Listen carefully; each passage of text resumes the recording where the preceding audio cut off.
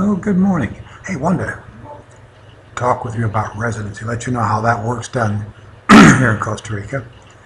Um, it's a lot of work. It costs some money, and you've got to start out months early because you need to get copies of birth certificate, uh, marriage license, a police background check in your local community, uh, and then all these documents have to be apostilled, have to be signed off by the Attorney General of the state where the documents are originated, or the Secretary of State, or the Lieutenant Governor. They're all whoever handles the apostille. And then this is in compliance with the Hague Convention, which Costa Rica now recognizes. It saves a lot of time and money. So, for example, you order your birth certificate, they send it to you. You take your birth certificate, you send it back to the state, to a different office, with more money, of course, usually, and they apostille it, send it to you. And then once you've got all your documents, all these documents gathered, and they cannot be older than 6 months. They have to be less than 6 months, preferably less than 3.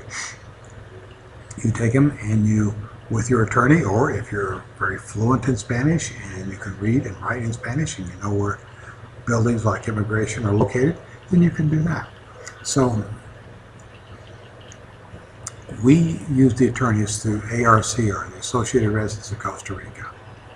Now, our initial cost is about, I don't know,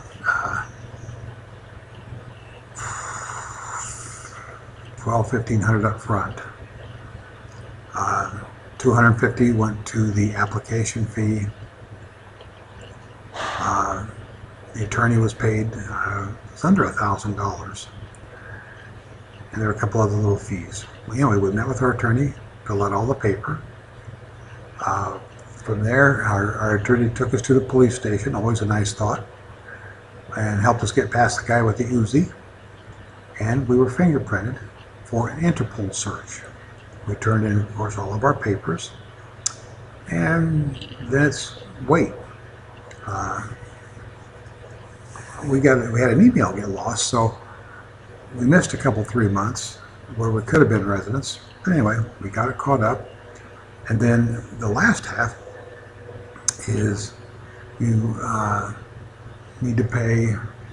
You need to sign up for CAHA, and that's the medical program. That's this little card right here. This gets you your CAHA health insurance. It's a state-run healthcare program. For Annie and I combined, it's $59 a month. We get prescriptions, dental, eye care, hospitalization, of course, doctor visits. They don't care about pre-existing conditions. There's no copay, no maximum, no out-of-pocket cost, period. You walk in, you get the service, you walk out. Medications, most likely will be generic. Same reason in the U.S., save money. You may have some time to wait to see a specialist, and this is an emergency.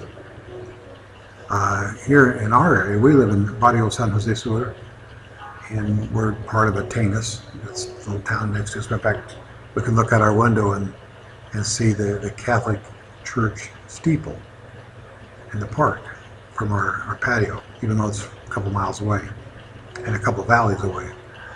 But Atenas has a clinic, an emergency room, and the Red Cross for an ambulance. You can also buy private insurance. You can also buy kind of a pre-insurer, Linea Vital, run by Dr. Candy, speaks excellent English, and for $60 a month in addition, you can have all the doctor's appointments you want. She works for CAHA, so she can write prescriptions for you.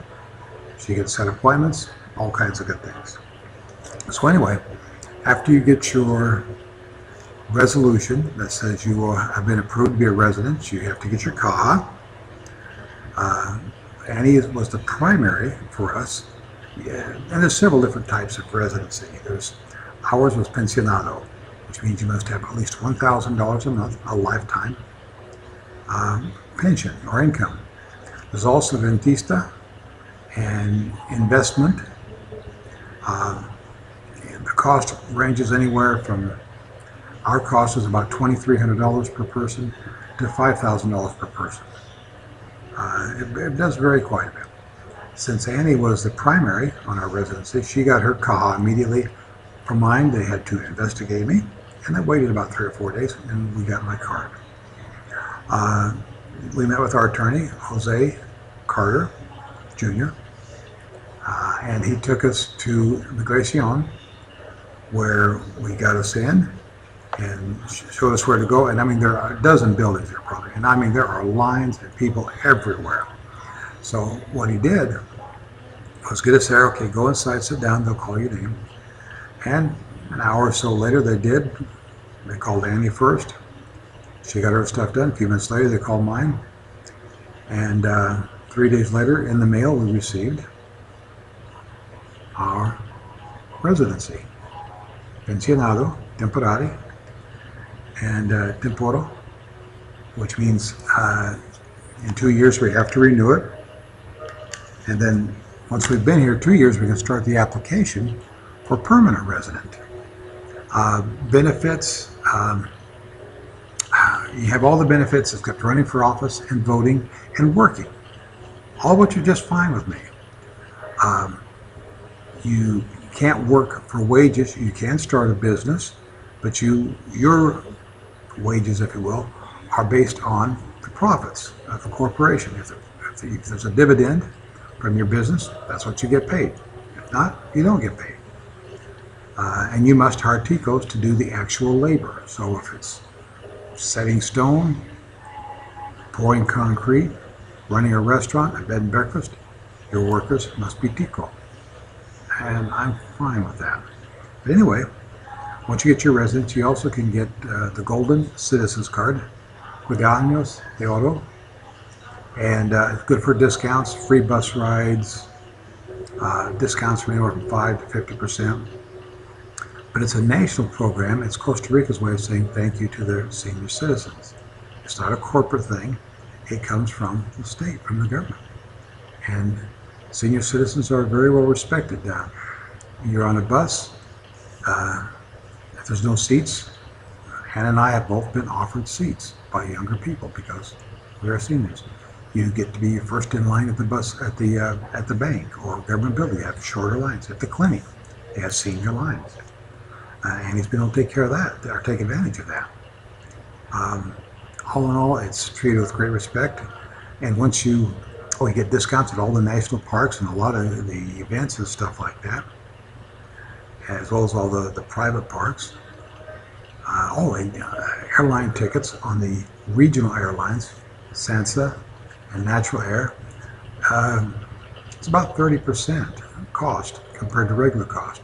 We flew to Tamarindo, and we did, both of us flew to Tamarindo for under $200, under $100, and it would cost well over $200 otherwise, about $250.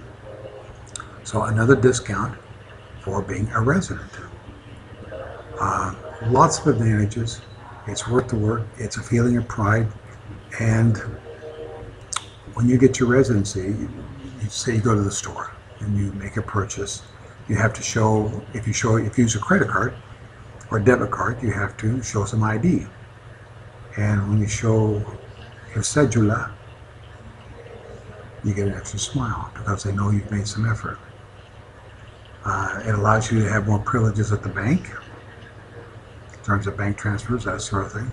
Lots of advantages for being a resident.